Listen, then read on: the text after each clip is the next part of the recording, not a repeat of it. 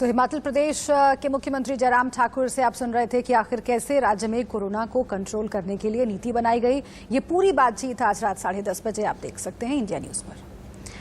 इस बीच महाराष्ट्र में कोरोना की नई गाइडलाइंस जारी हो गई है। इसे लेकर बड़ी खबर आपको बता रहे हैं। मुंबई में शर्तों के साथ दुकानों को खोलने की मंजूरी दे दी गई है। ऑड इवन फॉर्मूले के तहत दुकानें खुलेंगी। वीकेंड पर जरूरी सेवाओं की दुकानें ही खुलेंगी। सुबह 7 बजे से दोपहर 2 बजे तक दुकानें खुली रहेंगी।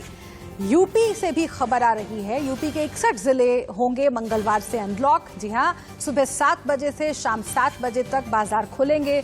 साप्ताहिक पाबंदियां राज्य में जारी रहेंगी। बिहार में 8 जून तक लॉकडाउन को बढ़ा दिया गया है।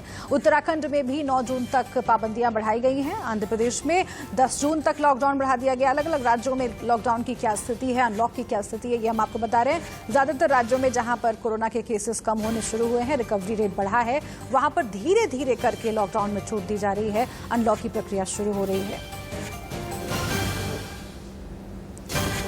इस बीच राजस्थान से खबर आ रही है। 2 जून से लागू होंगी कोरोना की नई गाइडलाइंस।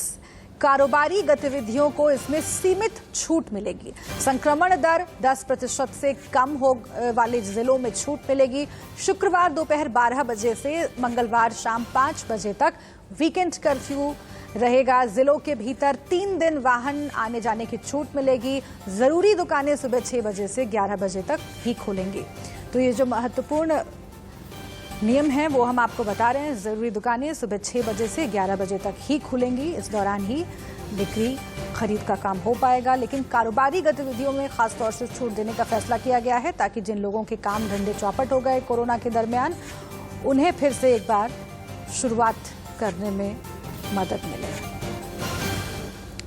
इस बीच कोरोना के साथ साथ ब्लैक फंगस का खतरा भी है। पहले कोरोना, फिर म्यूकोमाइकोसिस यानी black fungus, yellow fungus, white fungus के बाद नई गंभीर बीमारी एस्परजिलस का खतरा देश में मंडरा रहा है। ये बीमारी भी उन्हीं मरीजों में देखी जा रही है जो कोरोना पॉजिटिव थे और इलाज करा चुके हैं। गुजरात के राजकोट में ही इस एस्परजिलस बीमारी से पीड़ित 100 से ज्यादा मरीज इलाज करा रहे हैं।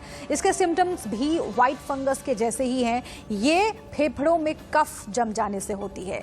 इन सब के इतर कोरोना की तीसरी वेव की रफ्तार कम होने के बाद बच्चों पर कोरोना का खतरा अभी टला नहीं है।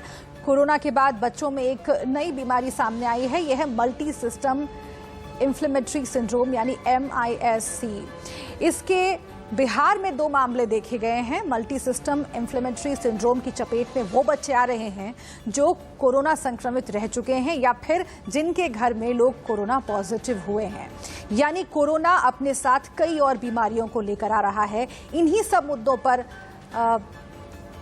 लगातार चर्चाएं हो रही हैं और लगातार बैठकों का दौर भी चल रहा है ताकि ये जो परेशानी है उस पर काबू किया जा सके।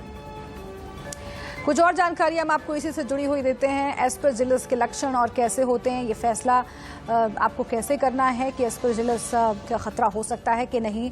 निमोनिया जैसे ही एस्परजिलस के लक्षण होते हैं। जुकाम, बुखार और कफ जमना लक्षण है। कफ के साथ खून आना इसके प्रमुख लक्षणों में शुमार है। संक्रमण फेफड़ों, सांस नली पर होता है।